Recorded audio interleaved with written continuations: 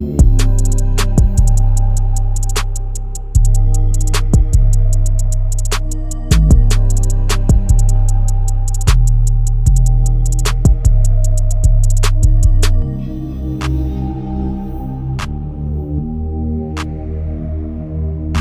back to the Team to Beat Miami Heat podcast, your one-stop shop for daily Miami Heat content. My name is Amir. So for today's episode, I want to talk about Damian Lillard and Bradley Beal. So Bradley Beal might possibly get bought out by the Phoenix Suns. So right now, Bradley Beal has one of the worst contracts in the NBA. He has a no-trade clause. The Suns have been trying to get rid of Bradley Beal for the last season and a half. They weren't able to trade him during last season's trade deadline, and he's been linked to the Miami Heat.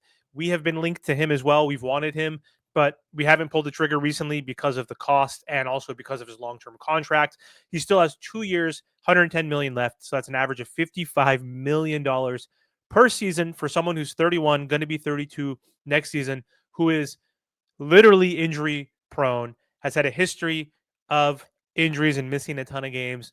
And I don't think his contract is worth it right now. But the caveat is if he is a buyout candidate or if they, for some reason, waive and stretch him and pay Bradley Beal 20 million per season over the next 5 years or whatever it may be, similar how what the Bucks are doing for Dame, that's a different story then, because then if Bradley Beal does become an unrestricted free agent via buyout or being waived, Miami Heat have said that they would be interested in signing him potentially to the mid-level exception.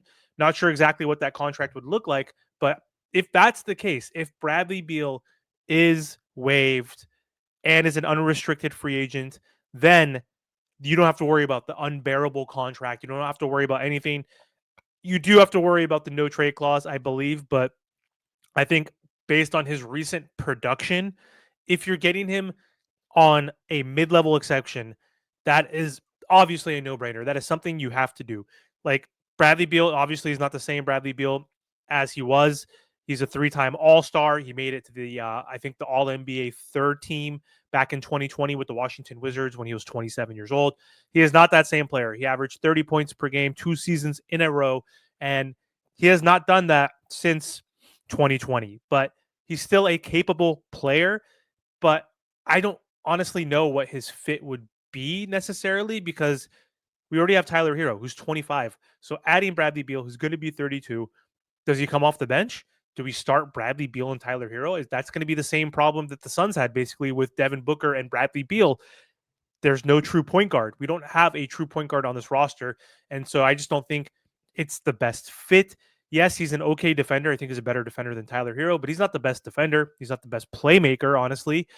He's capable, but so is Tyler, but they're both not playmaking guards. They're shooting guards. So I don't know if that fit makes the most sense. But for a mid-level, though, I mean, it's cheap enough where you can try to figure it out, where you stagger them, you bring Bradley Beal off the bench. I doubt if he was on the Miami Heat, this team, which is very mediocre, Bradley Beal would be comfortable coming off the bench. So not sure. But anyway, still a solid season for Bradley Beal statistically as the third option on the Suns. So last year, 17 points, 3.7 assists, 3.3 rebounds, 1.1 steals, shot 38% from 3 on 5 attempts, shot what did he shoot? 49% from the field, which is pretty good. So not bad numbers, honestly, for someone that you can get possibly on the mid level. The other news is Damian Lillard. I already made a video basically saying that the Miami Heat are interested in revisiting the Damian Lillard thing. So we'll see. Dame, tore his Achilles during the playoffs. He's probably going to miss the entire season next year. So if the Miami Heat do want to get him now, then they would have to sign him to a multi-year deal. Can they get him for a veteran minimum deal, essentially, where we're paying him maybe 3, 4, 5 million a season for the next 2 to 3 seasons? And I think that's a no-brainer also. Like, yes, Dame is older. He's 34. He's going to be 35 this September or December or something like that during the season.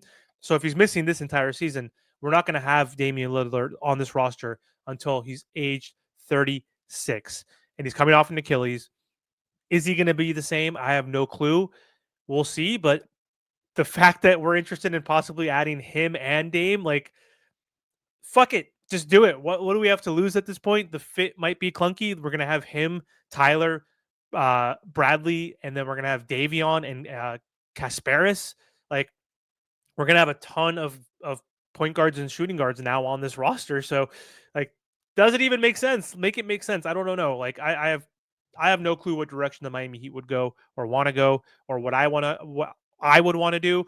Like, does adding those two former All Star players, veteran older players, provide or create enough value for this Miami Heat's roster, or does it take away and hinder Tyler Hero, his growth, and KJ's growth, our rookie? Like, doesn't make sense. I think the Dame piece makes more sense because he'd be someone that is a playmaker and could play next to Tyler Hero. Like, theoretically, if he does come back super healthy and is somehow able to get you 19, 20, 21 points per game, he is a playmaking point guard and scoring point guard. So I think he's a better fit next to Tyler Hero versus Bradley Beal. He can also mentor KJ as well. So I think I'd rather have Dame in theory, even though he's older and coming off a major injury compared to Bradley Beal.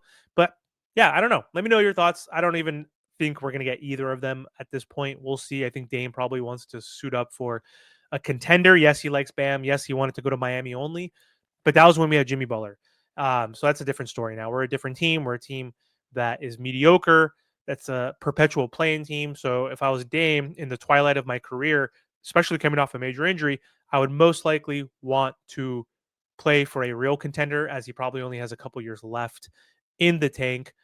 And if he really wants to win a championship, then Miami is not the place that he should go. But if he just wants to play with Bam, wants to live in South Beach, likes Eric Spoelstra, and doesn't care that they're not going to contend, then Miami should be the spot for him.